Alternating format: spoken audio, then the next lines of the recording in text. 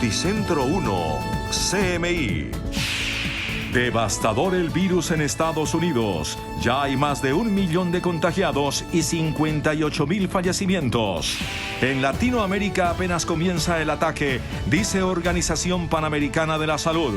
En Colombia hubo hoy 352 nuevos contagiados. Van 5.949. Hoy murieron 16 personas. Ataca al Meta. Aprueban 6 permisos para reactivar la construcción en Bogotá. Muchos colegios también están al borde del cierre.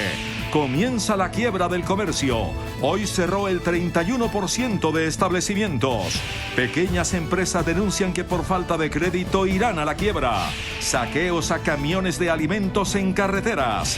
Crecen robos al comercio en plena cuarentena. Toque de queda en Cartagena el próximo viernes y los siguientes domingos.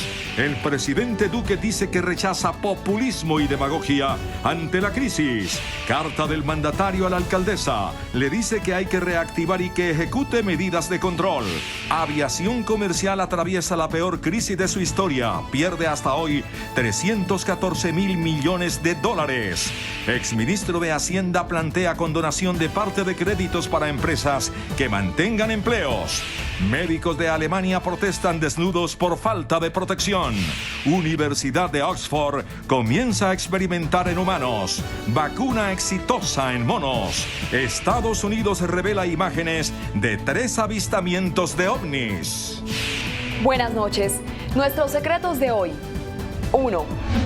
Adivinen quién se va a someter a una rigurosa liposucción. 2. La ANDI y FENALCO se pronuncian ante la Corte Constitucional sobre la emergencia económica. 3. El coronavirus está literalmente trasnochando a los colombianos. Imiñapa es un cuento de hadas inimaginable en un vuelo humanitario que llegó hoy a Bogotá. 1, 2, 3, Imiñapa, después de comerciales. Margarita Ortega y Luisa Tobo. Buenas noches. Es devastador el panorama que deja esta noche el coronavirus en los Estados Unidos. El número de contagios confirmados supera el 1.000.000 de registros y los decesos provocados por la pandemia suman 58.000. De acuerdo con la Universidad de Johns Hopkins, la cifra de contagiados por coronavirus en Estados Unidos es de 1.005.000, lo que convierte a la nación norteamericana en la primera del mundo en superar el 1.000.000 de casos confirmados de COVID-19. El territorio estadounidense registra la tercera parte de los casos totales en el mundo, que superan ya los 3 millones. El país también es el de mayor número de fallecidos por coronavirus en el planeta, con más de 58.000 muertes relacionadas con la enfermedad. En tan solo 4 días, el Centro para el Control de Envenenamientos de Nueva York recibió 100 llamadas por accidentes con productos desinfectantes, después de la sugerencia del presidente Donald Trump de usar, ingerir o inyectar estos productos para combatir la pandemia. Pese a las cifras del país, el virus parece estabilizarse en algunos lugares, o al menos eso informan los gobiernos estatales. En total, 9 estados ya empezaron a reabrir partes de su economía y se espera que en la próxima semana otros 8 alivien las medidas de cierre de actividades y distanciamiento social.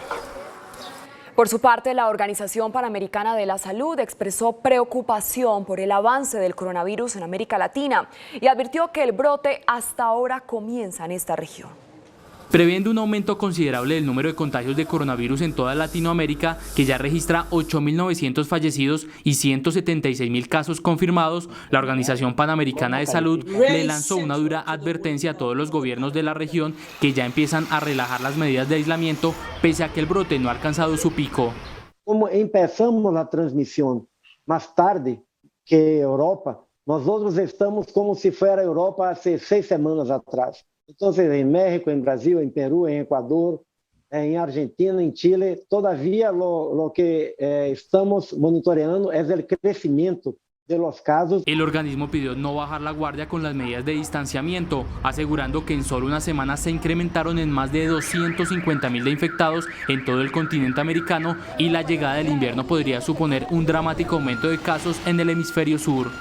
Brasil es el país que registra el peor brote en América Latina y hoy alcanzó un nuevo récord de fallecidos diarios con 474 muertes en las últimas 24 horas que elevaron el total sobre la barrera de las 5.000 víctimas fatales.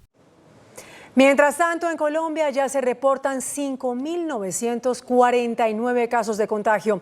Las muertes provocadas por el coronavirus suman 269. Este martes en Colombia se reporta el mayor número de contagiados de COVID-19.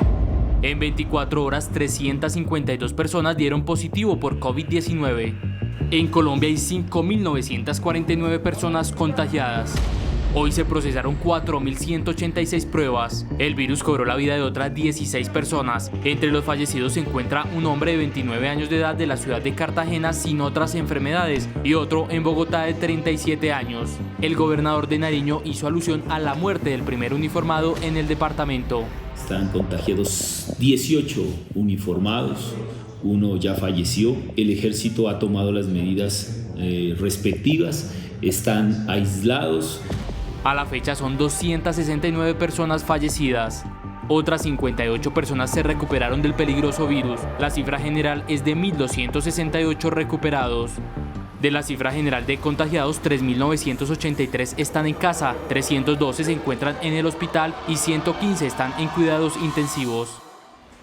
Y en Bogotá, 6 obras se alistan para reiniciar labores tras cumplir con los protocolos de bioseguridad y movilidad segura exigidos por el distrito. El proceso de reactivación avanza lento y en medio de mucha confusión.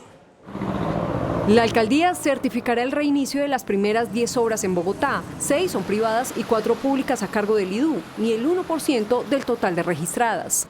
A la fecha se han registrado tanto en manufactura como en obras públicas y privadas 1.500 empresas. El distrito aclaró que ninguna empresa de construcción y de manufactura que pretenda reabrir sus puertas en Bogotá podrá mover a sus empleados en Transmilenio y el SITP en la hora pico. Solamente tiene un condicionante de rechazo y es que me pongan pasajeros a viajar en Transmilenio en la hora pico. La confusión y la falta de información sobre los protocolos obligó a la Cámara de Comercio de Bogotá a abrir un call center para asesorar a las empresas. Desde el mediodía de mañana hemos dispuesto la línea 746-7027 para que las empresas se comuniquen. Ni los talleres de carros ni los lavaderos reanudarán labores. Entre tanto, las autoridades en Bogotá están en alerta por la congestión en el sistema integrado de transporte. Los buses azules están a punto de superar el límite impuesto para garantizar la salubridad de los pasajeros. Así se ven algunos buses del SITP en el pico de la mañana. Los buses azules son los que registran el mayor incremento en el número de pasajeros. En el zonal ya vamos muy cerquita al 35, bueno, y todavía no ha entrado construcción y todavía no ha entrado manufacturas, y ya va en 29%. Desde Transmilenio le piden a las empresas establecer turnos de ingreso diferencial.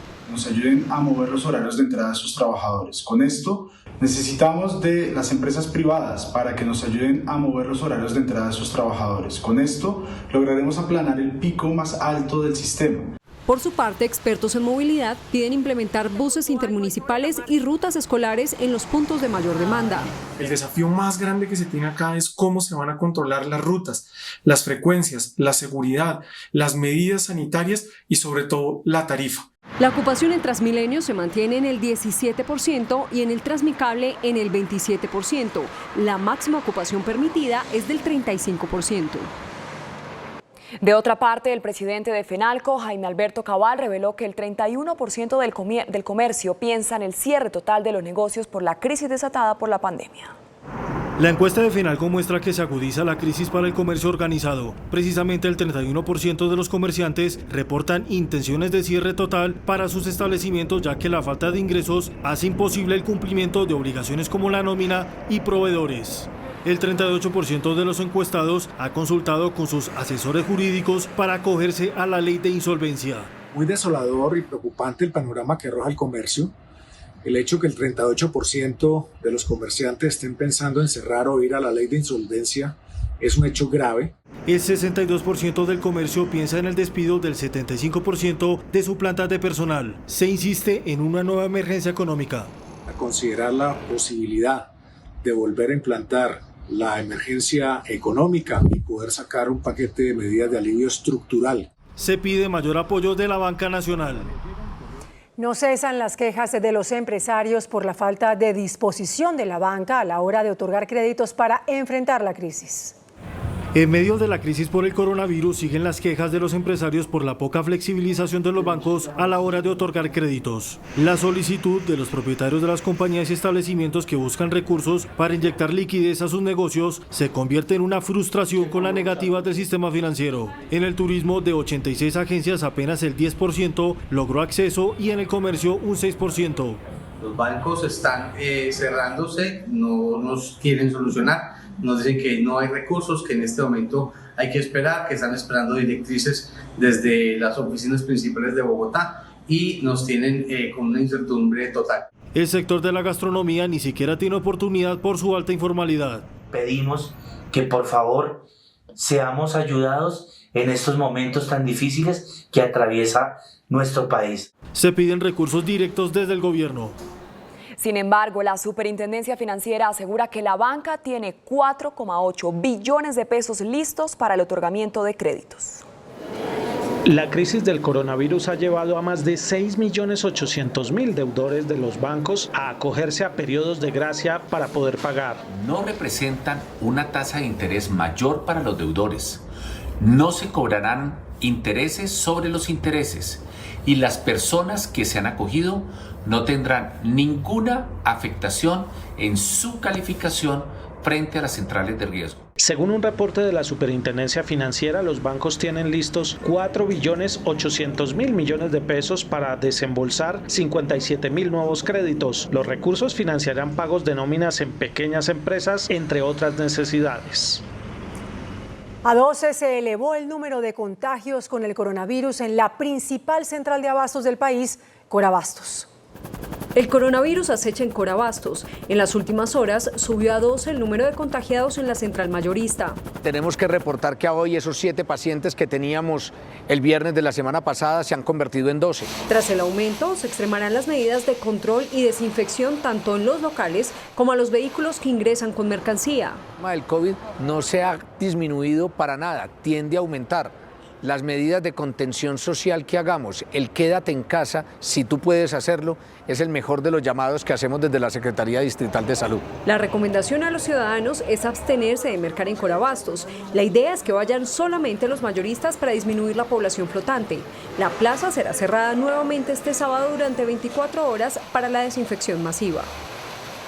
La directora de la cárcel, un guardia y la esposa del mismo son los 3 nuevos contagiados del Centro Penitenciario y Carcelario Las Heliconias de Florencia.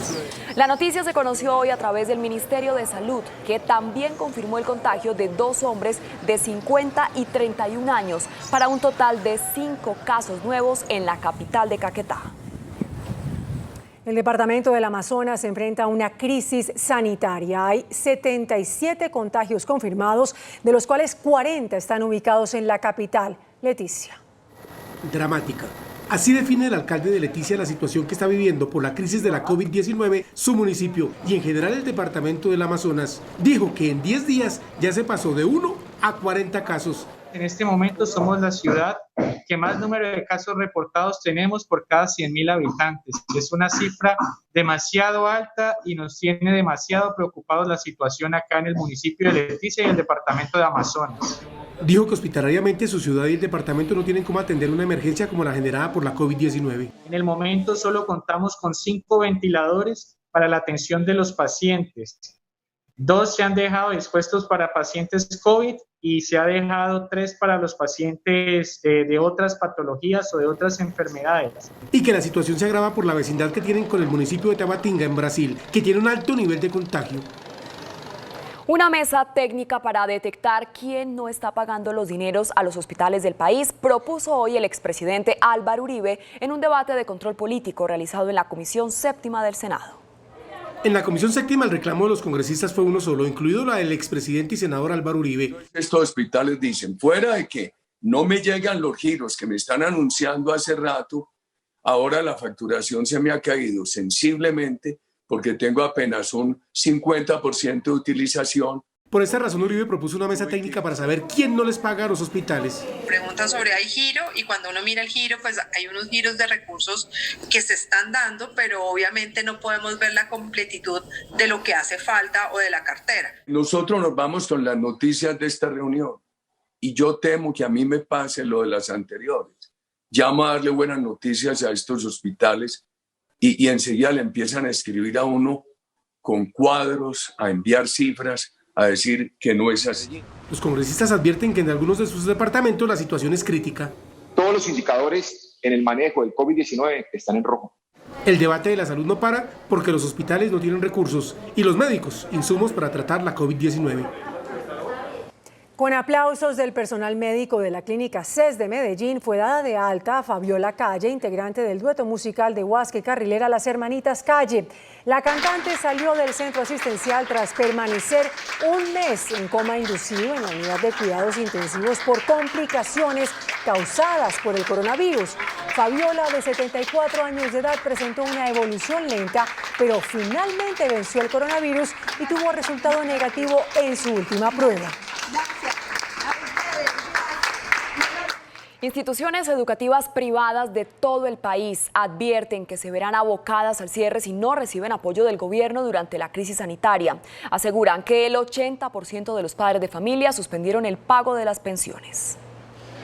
Ante la crisis económica que ha generado el coronavirus en el país, padres de familia confinados y sin ingresos no han podido cumplir con el pago de la educación de sus hijos. Así lo denunciaron asociaciones de instituciones educativas privadas del país. Los padres de familia adeudan ya cerca del 80% del valor de las pensiones en cada una de las instituciones.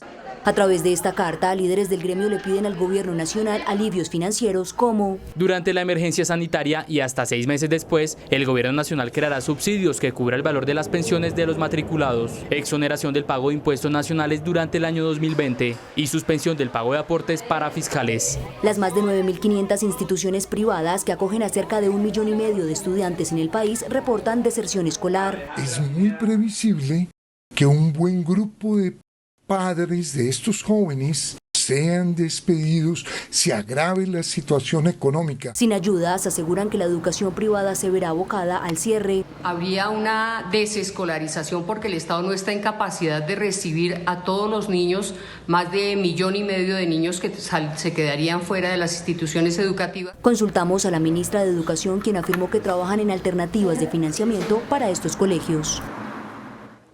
A pesar de la crisis sanitaria, el vandalismo no cesa. La policía adelanta controles especiales para evitar saqueos a camiones que transportan alimentos. Me arrancaron las llaves, me tumbaron. El panorama en algunas carreteras del país es preocupante. Saqueos masivos a camiones que transportan alimentos se ha convertido en un dolor de cabeza para las autoridades. Robos como este, donde las personas desocupan los camiones que se desplazan por las vías nacionales, han prendido las alarmas. Las caravanas con acompañamiento de la policía han sido la única solución a esta grave problemática.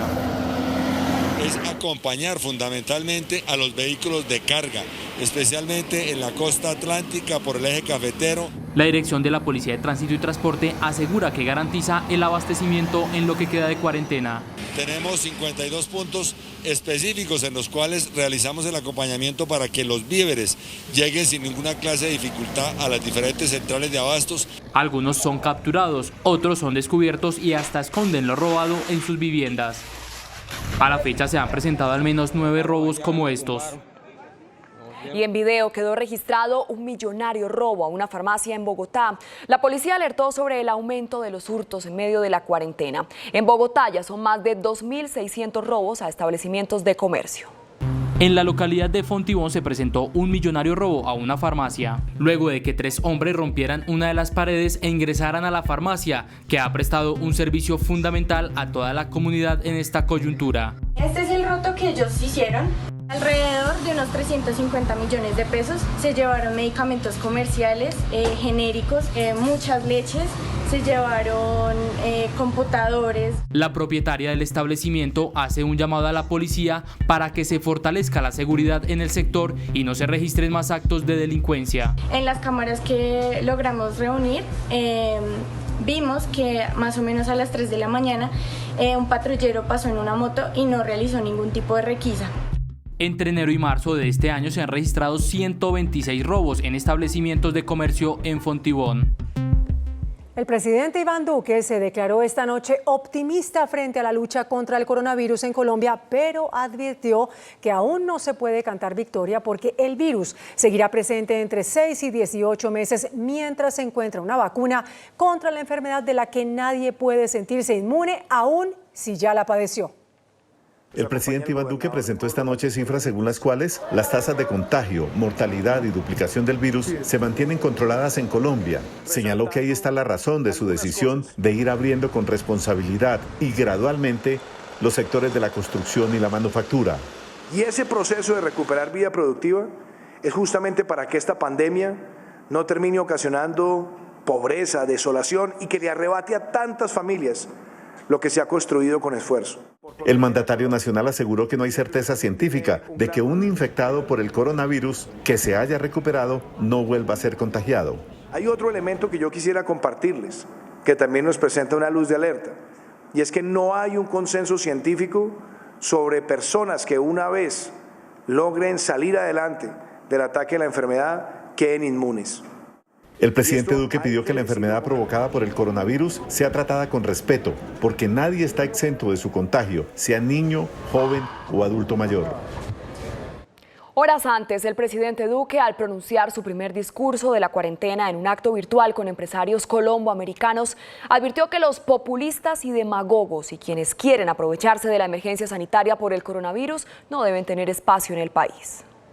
El presidente Iván Duque participó hoy por teleconferencia en la Asamblea General de Afiliados de la Cámara Colombo-Americana, haciendo un llamado a rechazar el populismo, la demagogia o la promoción de lucha de clases en medio de la pandemia por el coronavirus. Que nuestros países no pueden dejarse llevar por los populismos, las demagogias, que quieren cabalgar construyendo odios de clases, que quieren tratar de generar un antagonismo entre grupos sociales, o de legitimar la voz y la responsabilidad de unos y otros. Asimismo, el mandatario colombiano les dijo a los empresarios colombo-americanos que no es el momento para egoísmos o individualismos en el que algunos quieran sacar provecho para sus pretensiones personales. Por eso esta no es una tempestad que se enfrente con protagonismos individuales. Aquí no se trata del protagonismo individual del presidente o de ningún funcionario. Aquí lo que prima es la solidaridad colectiva. Por su parte, la directora ejecutiva de la Cámara Colombo-Americana, María Claudia Coutir, reconoció los esfuerzos del gobierno para atender los problemas de liquidez de las empresas y compartió el llamado del jefe de Estado a la solidaridad colectiva. De acuerdo a lo mencionado por el presidente Iván Duque hoy en la Asamblea General de la Cámara Colombo-Americana, estamos de acuerdo que este es un momento para sacar lo mejor de todos nosotros, de ser generosos y de trabajar en equipos sin intereses políticos, pues el impacto del COVID-19 no distingue entre tendencias ideológicas o clases sociales. El presidente Duque también habló de la función social de las empresas y dijo que Colombia se hace fuerte con los empleados y con los empleadores, con quienes quieran seguir actuando con responsabilidad, pero sin temores, apostándole al progreso del país. Este martes el gobierno Duque respondió la carta de la alcaldesa Claudia López en la que pedía frenar la reapertura simultánea de la manufactura y la construcción. La misiva asegura que el cumplimiento de los protocolos y la reapertura segura está en manos de los mandatarios locales. Pero siguiendo en la carta, el Gobierno Nacional aclara que se ha reunido 6 veces con la alcaldesa Claudia López en medio de la contingencia y defiende la reapertura simultánea de los sectores de la manufactura y la construcción. Dichos sectores son fundamentales puesto que están compuestos por trabajadores vulnerables como obreros y operarios que necesitan lograr su sustento diario. La misiva dice que la responsabilidad del control y de la reapertura segura es de los entes territoriales, es decir, de la Alcaldía de Bogotá. El Gobierno Nacional ha ordenado la apertura gradual y progresiva de estos sectores, pero son las autoridades locales quienes deben velar por su adecuada implementación. Finalmente, Diego Molano, director del Departamento Administrativo de la Presidencia, invita a la unión de los mandatarios en la lucha contra el coronavirus. Con esta información hacemos una pequeña pausa y cuando regresemos a Noticentro 1 CMI, espere. Especialistas de la clínica Barraquer empezaron a atender a la niña Sarita, quien tiene graves problemas de salud visual. Gobierno abre las puertas para dialogar con el ELN. Aerolíneas del mundo están al borde del abismo. Pierden 314.000 millones de dólares y hay millones de empleos en riesgo. Misión cumplida. Doña Diana y sus 7 hijos tendrán su casa. Y Sarita salvará su vista. Lo logramos.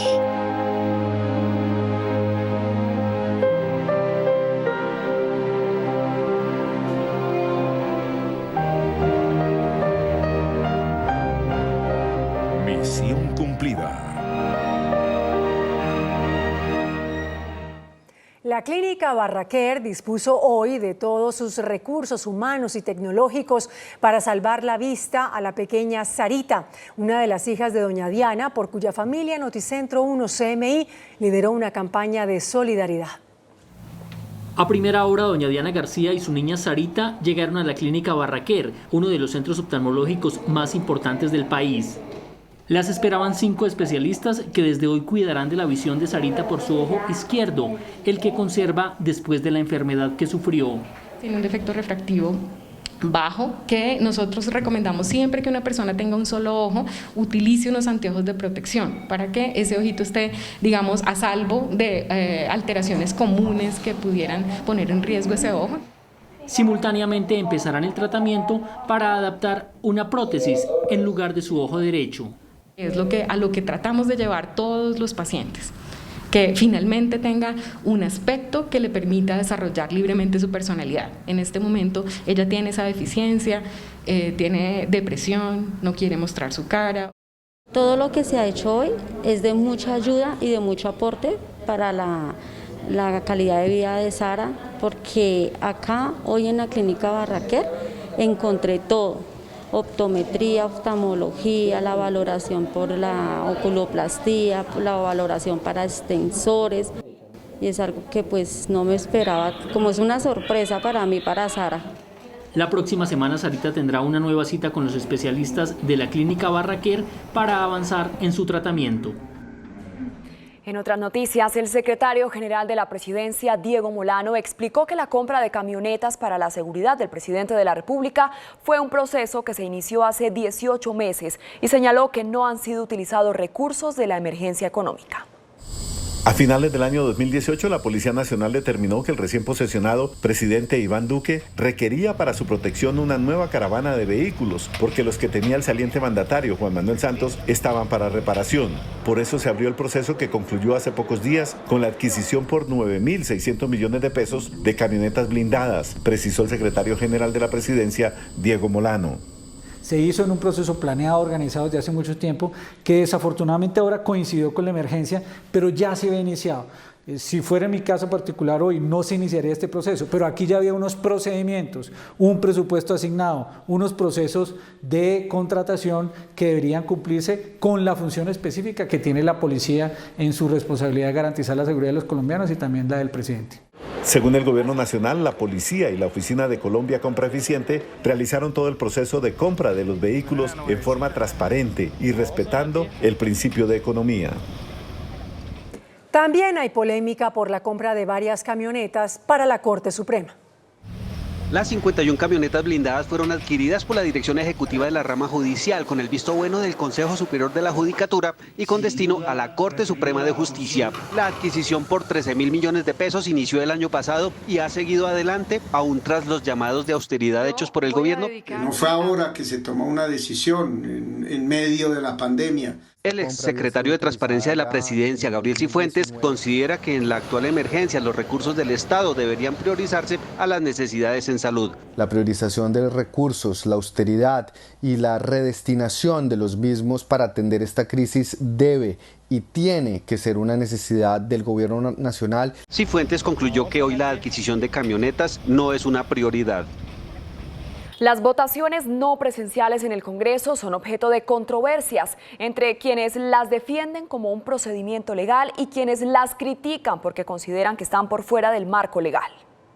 Mediante este decreto ley de la emergencia económica, el presidente Duque autorizó a las corporaciones de todas las ramas del poder público a realizar sesiones no presenciales, con lo que el Senado y la Cámara han estado deliberando mediante plataformas digitales. Se establecieron unos protocolos, el más específico es de la votación, que tiene garantías como la votación en tiempo real, en donde se ve la cara. La decisión ha sido controvertida por senadores como Jorge Enrique Robledo. Existe además un concepto formal de una oficina del Congreso que tiene que ver con estos asuntos, que dice que cualquier ley que se tramite así será declarada inconstitucional. El presidente de la Cámara, Carlos Cuenca, considera que la situación jurídica no es clara, pero prefiere seguir adelante con este procedimiento. Mal haría yo en oponerme. Por lo tanto, seguiremos avanzando y eso sí, dejo claro que de poderlo hacer presencialmente, inmediatamente volveremos a esta actividad. Por su parte, el secretario del Senado, Gregorio El Hash, considera que con el protocolo que han adoptado con la mesa directiva se puede considerar la fidelidad de las decisiones. De tal manera que es el momento de pensar en un gran salto hacia adelante para que se ponga a tono con instituciones como las que hablan hoy día, por ejemplo, de inteligencia artificial. El secretario Gregorio El Hash anunció que mañana jueves será citado a debate político el ministro de Hacienda y el viernes se producirán las primeras votaciones en la plenaria del Senado en forma no presencial. Y en un hecho histórico, el Congreso votó un proyecto de ley en forma virtual. En la Comisión Primera de la Cámara, en cabeza del representante liberal Juan Carlos Lozada, se votó el primer proyecto en forma no presencial. Los representantes José Daniel López y Juanita Gobertus lideraron la iniciativa para crear la región metropolitana de la Sabana de Bogotá.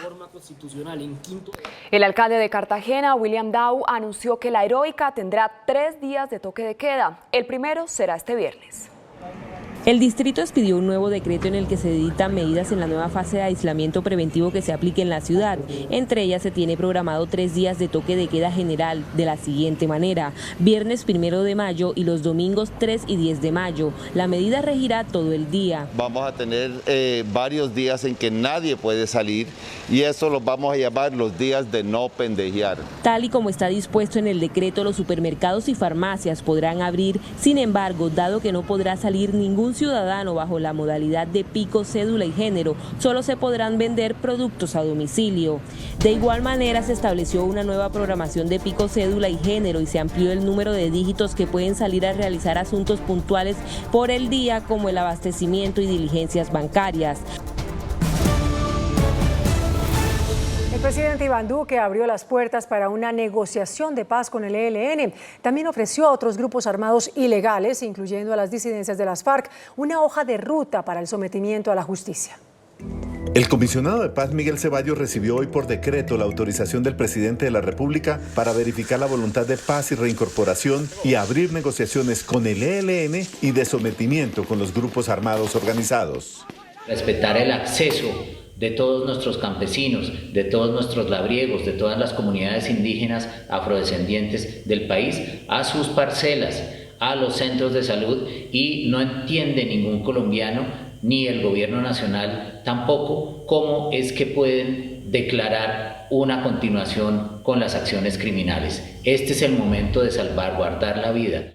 Además, a los grupos armados organizados como la disidencia de las FARC, el Clan del Golfo y otros, se les ofrece una política de sometimiento.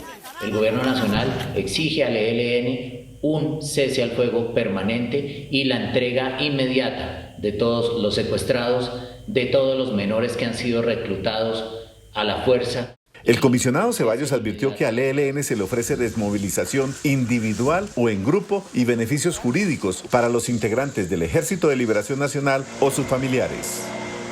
Por segunda ocasión se aplazó la audiencia de formulación de cargos al abogado del senador Álvaro Uribe, Diego Cadena, vinculado por la Fiscalía a una investigación por presunta manipulación de testigos. Pese a que la diligencia estaba programada para este martes, el Centro de Servicios de Palo Quemado no sometió a reparto la diligencia, pues los jueces están priorizando las audiencias en las que el procesado está detenido, dada la situación de emergencia sanitaria. El cierre total del mundo ha llevado a las aerolíneas al borde del precipicio. Las principales compañías hacen un llamado para que los gobiernos implementen medidas de salvamento. Según cálculos de la industria, la pandemia le está causando pérdidas a las compañías aéreas del mundo de 314.000 millones de dólares. Por regiones, las pérdidas están estimadas para las aerolíneas así. En la región Asia-Pacífico, 95.000 millones de dólares. En Europa, 89.000 millones de dólares. En Norteamérica, 85.000 millones de dólares. En Medio Oriente, 23.000 millones. Y en Latinoamérica, 22.000 millones de dólares. Lo peor es que para la Asociación Internacional de Transporte Aéreo, IATA, la crisis está lejos de un fin, pues este sector, a diferencia de muchos otros, no depende solo de la reactivación local en un país, sino de la reactivación general de todo el planeta. It's obvious that if these measures that have been implemented unilaterally by each state, they have to be lifted jointly, otherwise it will not work.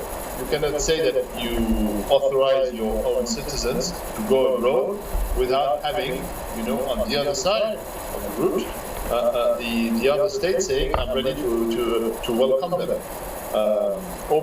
En Colombia el panorama no es mejor. En Colombia la pérdida de ingresos puede ser alrededor de 5 mil millones de dólares y más de, casi 300.000 de empleos están en riesgo. La situación ha llevado a varios países a organizar planes de rescate. Por ejemplo, en Estados Unidos, Delta y United recibirán 25.000 millones de dólares. Air France recibirá un histórico de 7.537 millones de dólares. KLM recibirá 4.327 millones de dólares y Alitalia será nacionalizada. Alemania registró un repunte en el número de contagiados de COVID-19 tras levantarse las primeras restricciones. Varios médicos se desnudaron para protestar por la falta de elementos de protección. El inicio del levantamiento progresivo de las medidas de confinamiento no empezaron con pie derecho en Alemania, que sufrió un ligero repunte en el número diario de contagios al registrar 1.144 nuevos casos en las últimas 24 horas, que elevaron el total a 156.000 infectados, de los cuales apenas 138 han muerto. Mientras un grupo de médicos alemanes se desnudó para protestar contra la falta de insumos de seguridad para combatir el coronavirus y también para demostrar cuán vulnerables se sienten sin la protección adecuada. En Reino Unido, los británicos, encabezados por el primer ministro Boris Johnson, guardaron un minuto de silencio en honor a los 82 empleados sanitarios que murieron mientras estaban en el frente de batalla combatiendo la pandemia del COVID-19. Una vacuna contra el coronavirus desarrollada por la Universidad de Oxford empezó a ser probada en humanos. La vacuna ya fue probada exitosamente en monos y los expertos prevén compartir los resultados con la comunidad científica la próxima semana. Y el Pentágono desclasificó los videos de 3 avistamientos de objetos voladores no identificados por parte de pilotos. Las imágenes fueron captadas, una en 2004 y 2 en 2015. El Departamento de Defensa afirmó que los videos se publican para clarificar cualquier malentendido por parte del público sobre la realidad o no de las imágenes. Hacemos una pausa en Noticentro 1 CMI y al regresar, espere. Gobierno en busca de más garantías para apoyar a sector empresarial. Exministro de Hacienda plantea condonación de parte de créditos para empresas que mantengan empleos. Colombia entró oficialmente en la lista de países miembros de la OCDE. Colombia se convirtió de manera formal en miembro de la Organización para la Cooperación y el Desarrollo Económico, OCDE. Es el país número 37 en ser parte de la organización luego de 7 años de un proceso de adhesión en el cual se realizaron cambios en las políticas públicas. El ministro de Comercio, José Manuel Restrepo, busca más garantías para apoyar al sector empresarial afectado por el coronavirus.